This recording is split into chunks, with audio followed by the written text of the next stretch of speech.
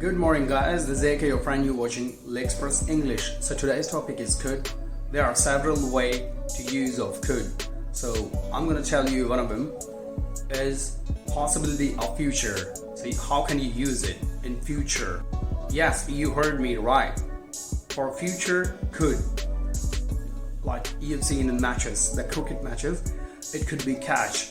There are possibility, could be. It is not catch, you're not sure. It could be catch or not. It's still you're not sure. Like I could take admission in MBA. I could take admission in IIT. So you're not sure that you're gonna take admission or not. For example, you drive in the car in the mountains and you're inside the car and all the windscreen is on, and all of a sudden you felt it is flat, but you didn't see it. So because I live in a car, you were just guessing.